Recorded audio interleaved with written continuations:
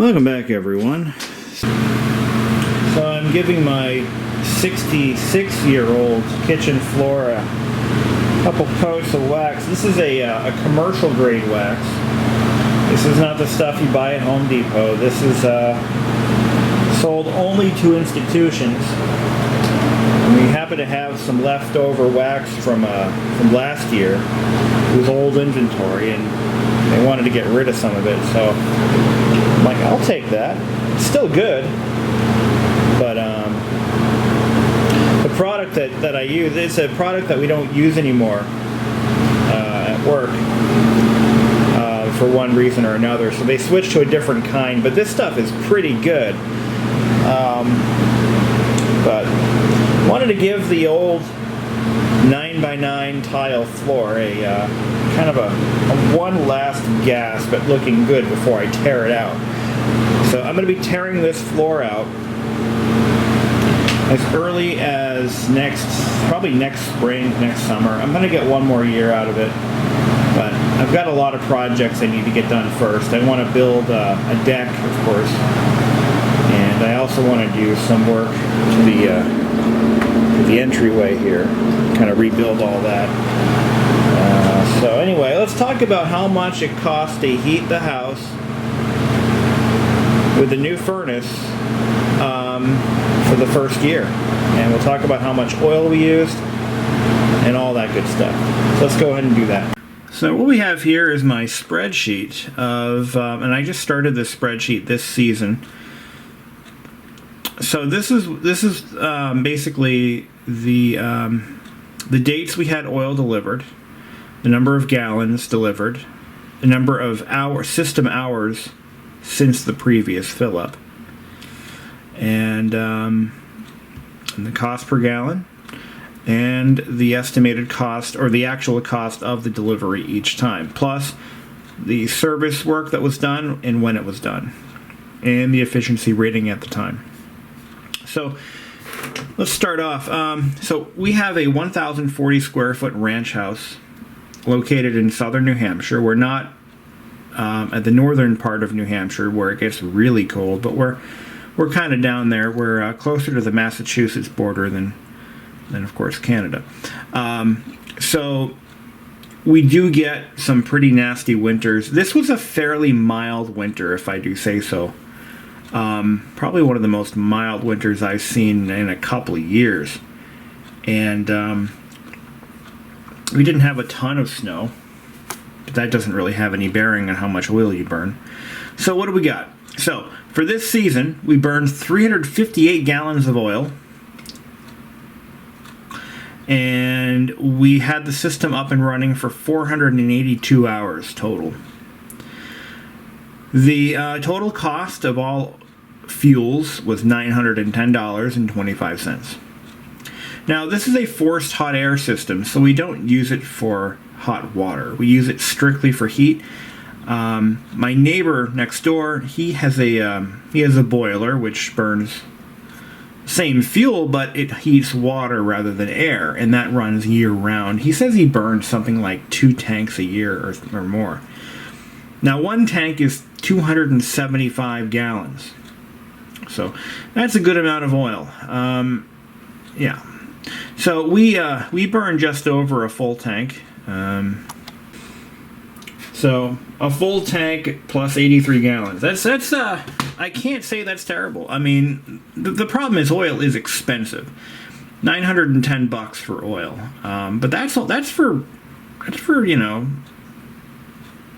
I think we ran it from late September to just a couple days ago, and now it's May 16th, 2020, so that's better than it was last year, for sure. Last year was a nightmare. I think last year we spent like twice that, so. And that's it. Thank you for watching. I hope this video was somewhat educational for some of you. I'm going to end this by saying this. In New England, we have, I would say, if you don't have natural gas delivered to your neighborhood, we do not have natural gas where I live. You have two choices that are pretty much economical. You've got oil heat and you've got propane. Propane is delivered by truck, just like oil is, and the price of propane is much higher than natural gas usually, and it's usually a bit cheaper than oil. As of right now, though, oil, I believe, is cheaper than propane. So it's kind of a cat and mouse game, So anyway, that's where we're at. And electric heat is not economical here because the cost of electricity is too high. It cost my sister, she had a 1-bedroom apartment.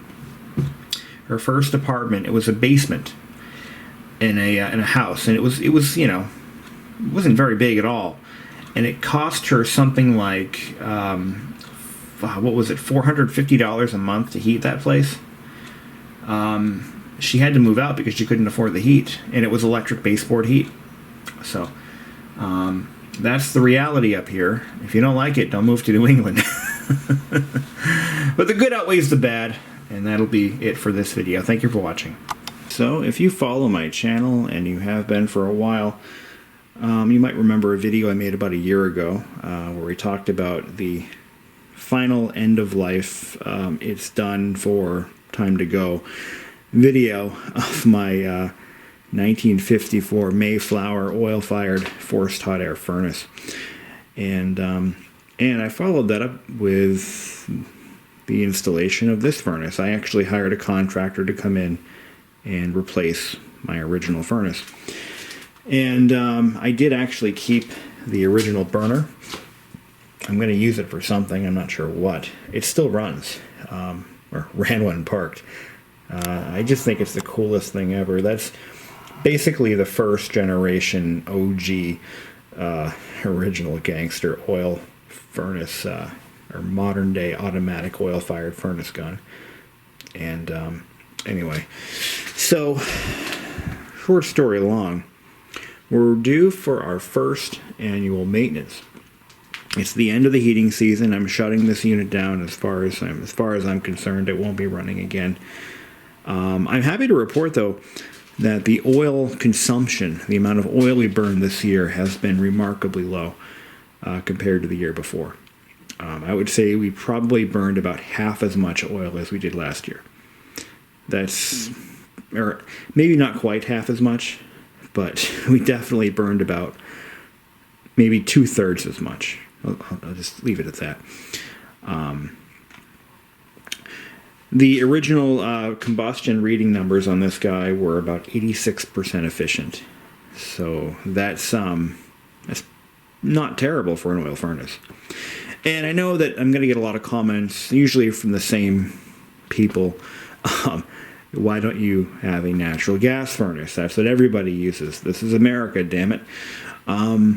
Not quite. This is New England. In New England, oil is king. Has been for a long time. There is no natural gas service in my neighborhood, and I've talked to the city, and there are no plans for putting in natural gas. So basically we have two choices that are economical. We have oil, and we have propane. Now, propane is a compressed liquid, a compressed gas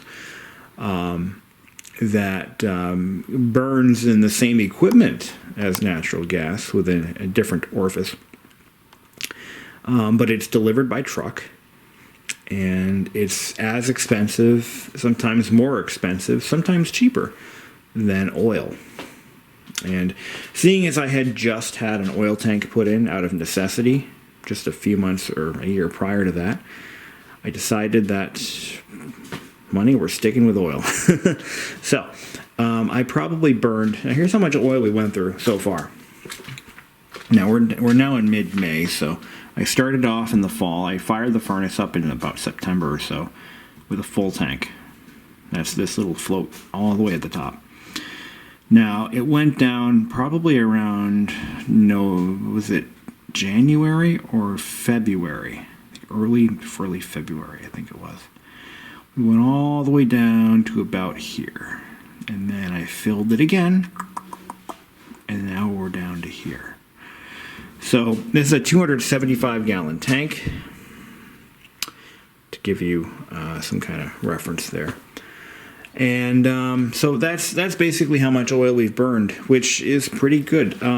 Because the year before, we probably burned, almost double that with that guy right there. I mean, look at the size of that thing. I mean, it's a heating machine. So, where are we now? How satisfied am I? Well, I'm fairly satisfied with this unit. This is, by the way, it's a Rheem ROLA 070E04. It is not manufactured by Rheem. It is made by the Boyertown Furnace Company, Boyertown, Pennsylvania. They make a variety of makes and models for all kinds of different vendors and all different price ranges. This is the Beckett burner equipped, obviously.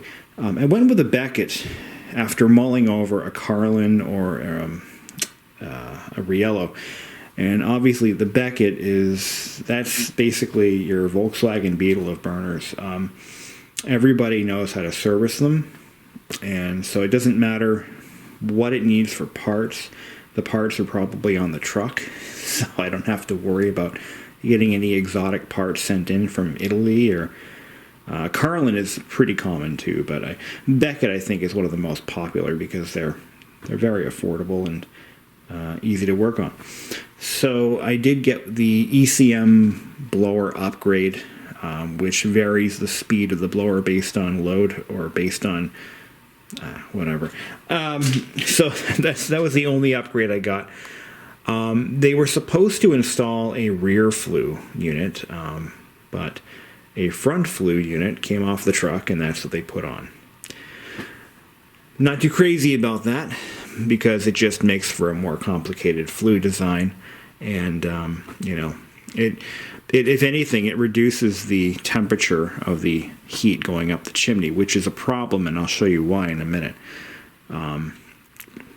But it's not the problem. It just is a contributing factor. So normally I would service it myself. I know how to service a furnace, but what I don't have is the proper equipment for cleaning the heat exchanger. First of all, that needs to be done every 1 to 2 years. And I do not have a combustion analyzer. I may buy one. I've watched enough videos and read enough technical manuals to understand how they work and how to use them, even though I'm not trained. But, I'm well aware of the risks involved in doing your own furnace repair and service. But if you're smart and you read and you learn and you don't just watch one YouTube video and say, hey, I got this, it's not rocket science, although it is quite scientific when you really start getting into it. What do you do for a yearly service on an oil burner? I mean, really, change out the nozzle, the igniters, change out the filter. That guy, it's a spin-on filter. In some cases, you change out the pump filter as well. But if any of you folks are in the HVAC trade, I do need some advice. So I do have, I've had this thing serviced once before for this very reason. It had been in operation for just 2 or 3 months, and I noticed there were soot particles all over the place. On top of the furnace, in the path of the flue pipe, I've noticed there were these little black particles of soot, and you can see it right here. I don't recall ever seeing this on an oil furnace in any house I've ever lived in. And living in New England, I've experienced a number of oil furnaces in my life, and I've never seen that happen before. Not sure if it's normal or if there's an actual problem. There's particles all on top of the gun, so they're raining down from the flue pipe, and I'm not sure why. Now, I have my theories, and I'll share those with you. So, if you recall, I replaced an original gangster oil furnace with what appeared to be like a 10-inch flue pipe, and an efficiency rating of somewhere in the 70s, which was designed to vent out a clay tile lined chimney. Now, if you look inside the clean out door, you can clearly see that much of that clay tile is, well, it's crumbling. And it's crumbling, well, it was crumbling before. But what's happening now is you've got a very high efficiency rating, efficient rating furnace venting through a giant, a huge chimney that was originally designed to carry a lot more heat. Okay, so what's happening now is this thing is so efficient that the exhaust gases are fairly cool, and especially in the dead of winter, the moisture in the exhaust flue gases is condensing on the walls of the chimney and raining down. So it's raining down. Actually, if you open up that door in the winter and the furnace is up and running, it's wet. Sometimes there's icicles in there. So it's a serious problem, and I will rectify it possibly this summer. But what's happening is there's too much of a cavity for it to heat.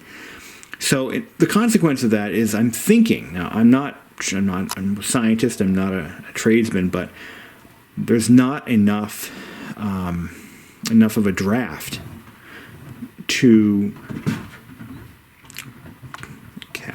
The cats are fighting. There's not enough of a draft going up that chimney to pull the draft door open. Well, I guess only one cat's fighting because he's right there. He's fighting with himself. Oh, I hear the toys. So what's happening is it's not even enough draft to pull that door open. So my theory is this. The flue pipe is in effect kind of pressurizing itself for a moment. And then once it really starts rolling, I'm sure it starts to pull some kind of a draft. But I've never seen that draft door swing open before. Not in this unit. Where am I going with this? My thought is, so as I understand this process, what's actually happening is on a normally operating oil furnace or gas furnace, the hot combustion gases are forced through this pipe. Okay, they're drawn through this pipe up and out the chimney, and the hot air rising out of the chimney is what pulls a draft. What that basically means is it's pulling vacuum, and to prevent that process from corrupting the combustion process, in other words, to prevent it from pulling excessive air through the burner gun, you have this little vacuum breaker or draft door. So what's happening is all that heat has to go somewhere. So it goes out the chimney, and that process pulls additional air or draft.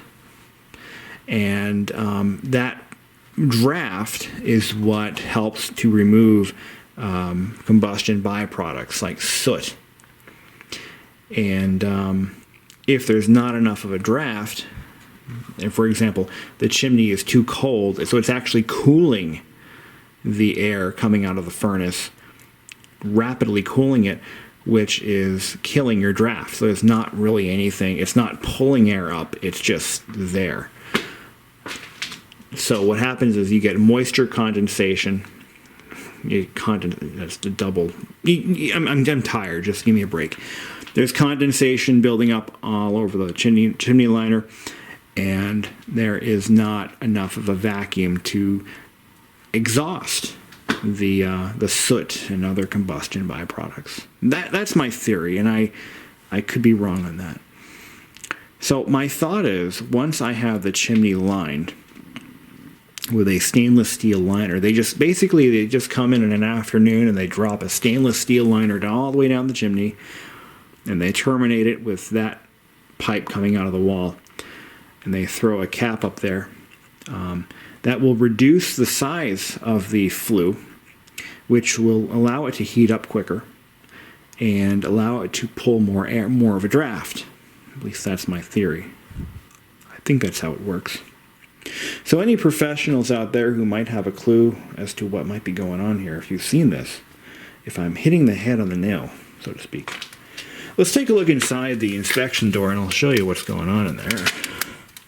So there is soot in there, certainly, and there's gonna be. Let's see if that'll focus. Maybe not. This flashlight is too bulky for the job. But there's definitely soot in there. Here we go. Now I just had this thing cleaned about 2 months ago. So I think it was actually worse. Now when I had, so let me backtrack a bit. I had the installer come back in after finding all the soot everywhere. I mean, look at it, it's everywhere. And I'm like, hey, can you guys come by and, you know, just give it a good once over? And he said, sure thing, no problem. And they tested, they checked the draft, the efficiency. It pulled back good numbers. But they did increase the air band. They adjusted the air band so it was pulling in more air. So I said, okay, great. So maybe that'll solve the problem. Well, clearly it didn't. They charged me for a full service call. Now, I had just had the damn thing installed. This is the first season using it. I was a little upset about that. I'm like, you know, I think that you... I don't know. I don't know how warranties work with HVAC companies, but I don't know. To me, I think if they had to make an adjustment that quickly, they should have covered it as, you know, new furnace break-in. But then again, you know, maybe things are different in the HVAC industry. I don't know. Hey, I'm just a consumer.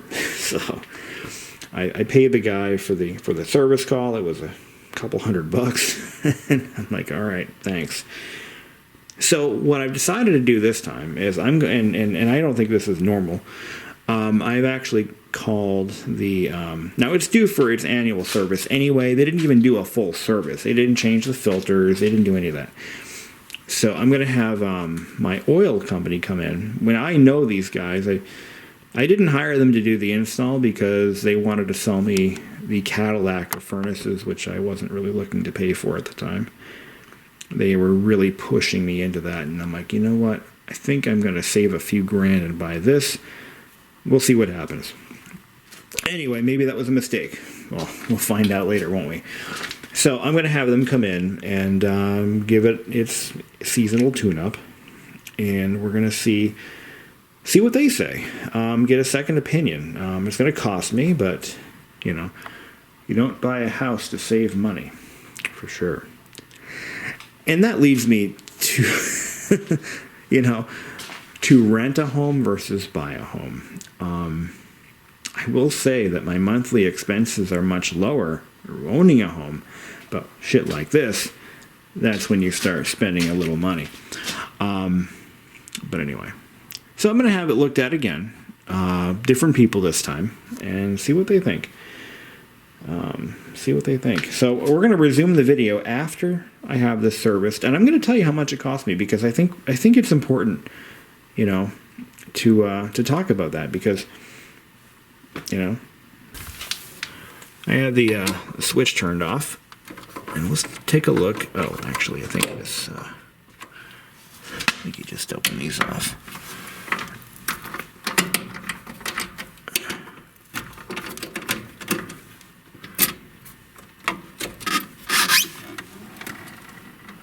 Yeah, so you look inside here. This is nice and clean, so it's not really puffing back. One thing that you might be thinking if this is happening is there any puff back or delayed ignition? And I've found that is not the issue. There is no delayed ignition in this unit. It ignites instantaneously. It lights right off every time. These are the electrodes. Those usually get changed during a tune-up. The nozzle is way down in there. You actually loosen up, you disconnect the oil line, and this collar nut, and this whole assembly pulls right out. And they'll change the nozzle. They'll change the electrodes. They'll change, sometimes they change the pump filter. I don't know if they're going to do that in this tune-up or not. But it's basically... oil. The basic, you know, oil gun tune-up is pretty simple, straightforward stuff. You know, I've done enough of these with my dad over the years. Now, my father's furnace is over 35 years old, and it has never, ever been professionally serviced. My parents have owned the house for 20 years maybe, and my dad has never hired anybody to do anything to it. He just does the annual service himself, and I've done a few of those with him, so pretty much know how that works. Now, my dad adjusts the air band based on sight and smell. Hey, it works for him. But in order to get exacting, efficiency ratings and whatnot, using a combustion analyzer is certainly a good way to go. That's what the professionals will use. I don't have one, but maybe I'll get one. Okay, back everyone. So here's the deal. The tech just left, and here's the verdict. I wasn't losing my mind. There was a problem, actually several problems. So let's start off with let's start off with this. So one of the first issues had to do with the nozzle, and let me show you what came out of it. So here's the nozzle that they put in. He put a .60 60-degree A nozzle. The one that was in there, he said it was incorrect for the unit, and it was, let me see here, it was an 80-degree B nozzle, .75. That's the flow rate, that's the angle, and I think the B is the flame type. Now, I know I just dropped this on the bench, but there were dents all around here. He said that those dents were causing the fuel vapor or mist to kind of break off into little spittles and spattles. My words, not his. Basically, it was spitting oil. So incorrect nozzle, he claims, for the unit, and it was also damaged. The other issue that he found was that the electrodes were improperly adjusted. They were adjusted at the wrong angle. But that's not where it ended. The air band adjustment was incorrect. He said it was being, I think he said it was being starved for air. So he made some adjustments there. He said it was incredibly sooty, so it was running rich.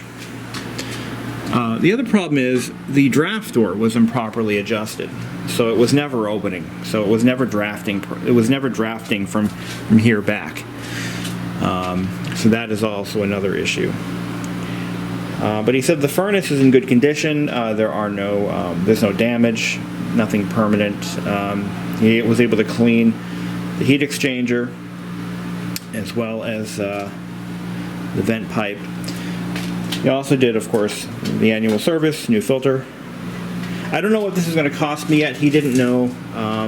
He just does the calls. And so let's take a look at the nozzle chart that's on the furnace itself. I believe there was here we go. So it says it's shipped with a .75. A star means what it ships with, I believe. And this is a .75. So this is the factory nozzle, but it is damaged. So it was just...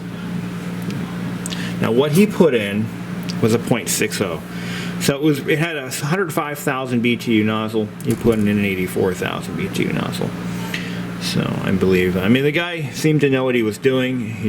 I asked him a few questions about, what he does and how long he's done it.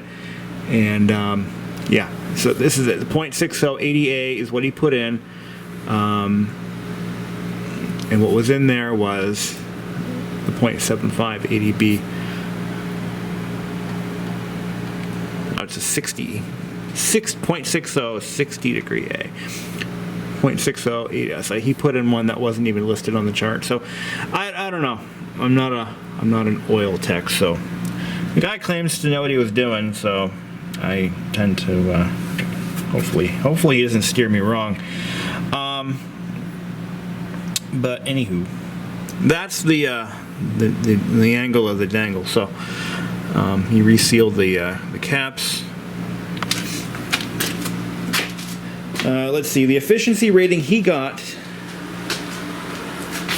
was 85%. And so 85% efficiency. He lowered the CO emissions. And yeah, that's basically what happened there.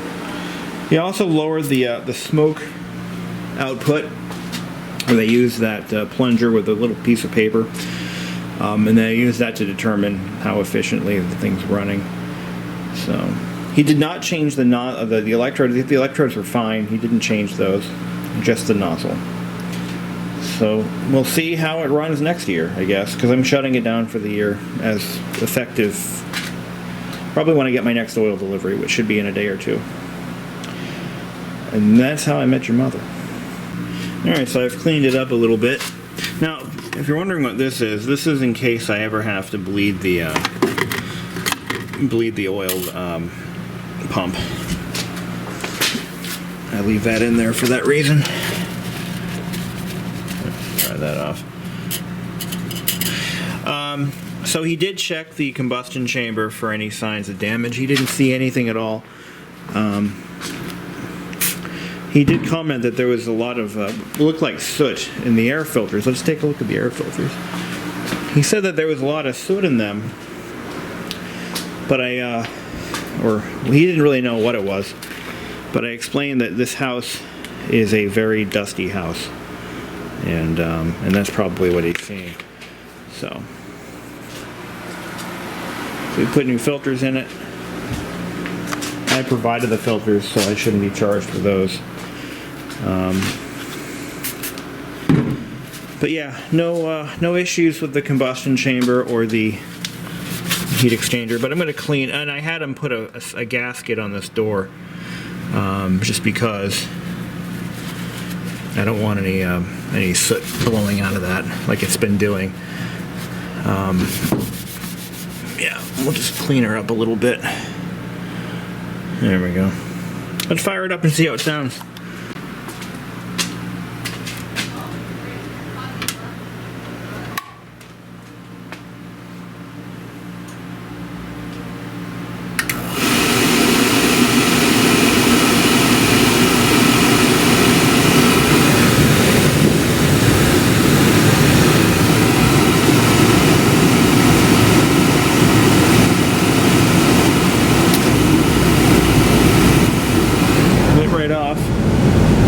If that draft door does anything.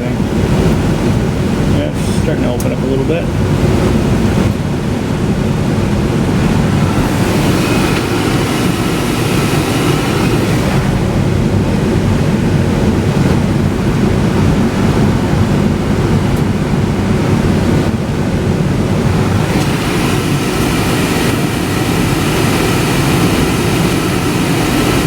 Not bad. So as that exhaust temperature rises, that door should open a little bit more. And like I said, it wasn't opening at all. It was just basically stuck closed. What they had happened is they apparently the balancing weight was in the wrong spot. He did say it should run a lot cleaner now. Hallelujah.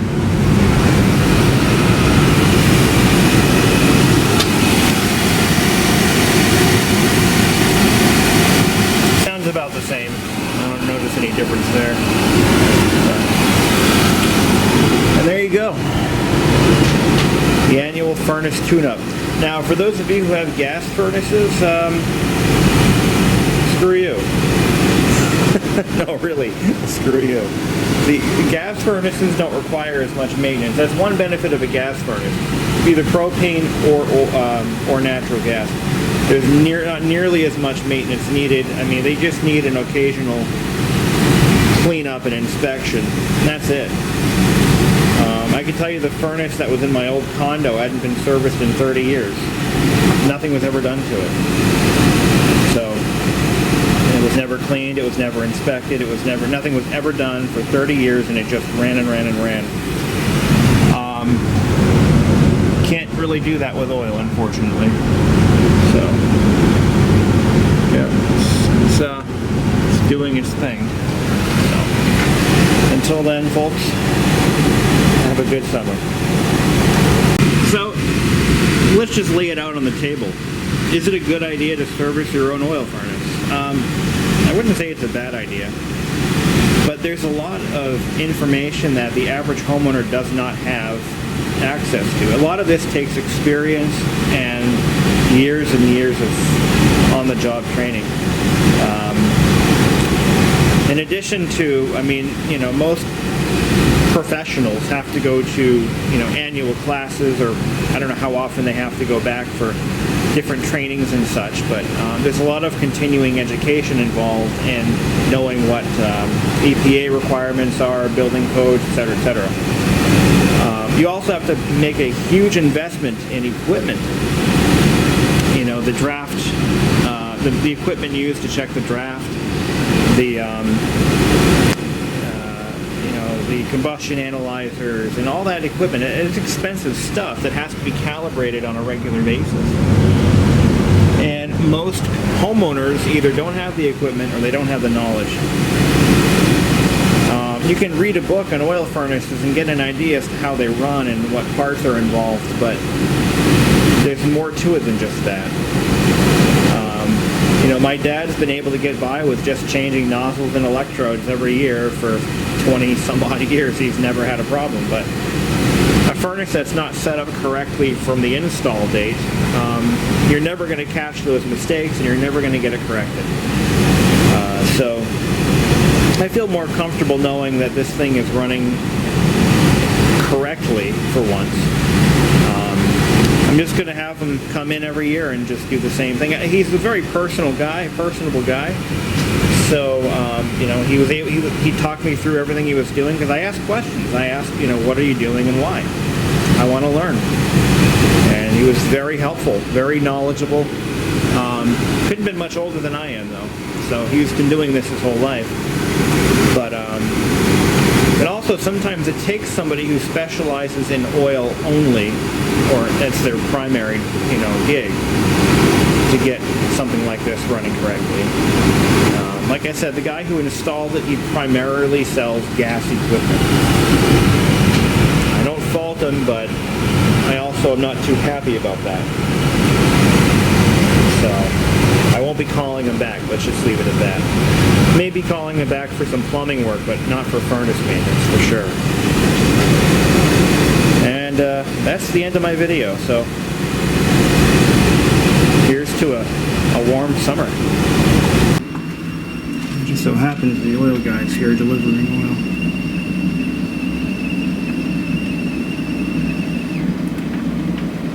And the whistle. That's when it's full. So I'm giving my 66-year-old kitchen floor a couple coats of wax. This is a commercial grade wax. This is not the stuff you buy at Home Depot. This is sold only to institutions. And we happen to have some leftover wax from last year. It was old inventory, and they wanted to get rid of some of it. So I'm like, I'll take that. It's still good. But the product that I use, it's a product that we don't use anymore at work for one reason or another. So they switched to a different kind. But this stuff is pretty good. But I wanted to give the old 9x9 tile floor a kind of a one last gasp at looking good before I tear it out. So I'm going to be tearing this floor out as early as probably next spring, next summer. I'm going to get one more year out of it, but I've got a lot of projects I need to get done first. I want to build a deck, of course, and I also want to do some work to the entryway here, kind of rebuild all that. So anyway, let's talk about how much it costs to heat the house with the new furnace for the first year. And we'll talk about how much oil we used and all that good stuff. So let's go ahead and do that. So what we have here is my spreadsheet of, and I just started this spreadsheet this season. So this is basically the dates we had oil delivered, the number of gallons delivered, the number of system hours since the previous fill up, and the cost per gallon, and the estimated cost or the actual cost of the delivery each time, plus the service work that was done and when it was done, and the efficiency rating at the time. So let's start off. So we have a 1,040 square foot ranch house located in southern New Hampshire. We're not at the northern part of New Hampshire where it gets really cold, but we're kind of down there. We're closer to the Massachusetts border than of course Canada. So we do get some pretty nasty winters. This was a fairly mild winter, if I do say so. Probably one of the most mild winters I've seen in a couple of years. And we didn't have a ton of snow, but that doesn't really have any bearing on how much oil you burn. So what do we got? So for this season, we burned 358 gallons of oil. And we had the system up and running for 482 hours total. The total cost of all fuels was $910.25. Now, this is a forced hot air system, so we don't use it for hot water. We use it strictly for heat. My neighbor next door, he has a boiler which burns same fuel, but it heats water rather than air, and that runs year-round. He says he burns something like 2 tanks a year or more. Now, one tank is 275 gallons, so that's a good amount of oil. Yeah, so we burn just over a full tank. So a full tank plus 83 gallons. That's I can't say that's terrible. I mean, the problem is oil is expensive. $910 for oil. But that's for you know, I think we ran it from late September to just a couple days ago, and now it's May 16th, 2020. So that's better than it was last year, for sure. Last year was a nightmare. I think last year we spent like twice that. So, and that's it. Thank you for watching. I hope this video was somewhat educational for some of you. I'm gonna end this by saying this. In New England, we have, I would say, if you don't have natural gas delivered to your neighborhood, we do not have natural gas where I live. You have two choices that are pretty much you know, economical. You've got oil heat and you've got propane. Propane is delivered by truck, just like oil is, and the price of propane is much higher than natural gas usually, and it's usually a bit cheaper than oil. As of right now, though, oil, I believe, is cheaper than propane, so it's kind of a cat and mouse game, you know. So anyway, that's where we're at. And electric heat is not economical here because the cost of electricity is too high.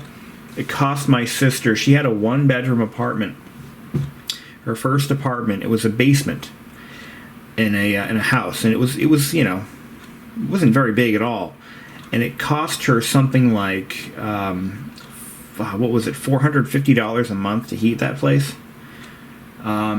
She had to move out because she couldn't afford the heat, and it was electric baseboard heat.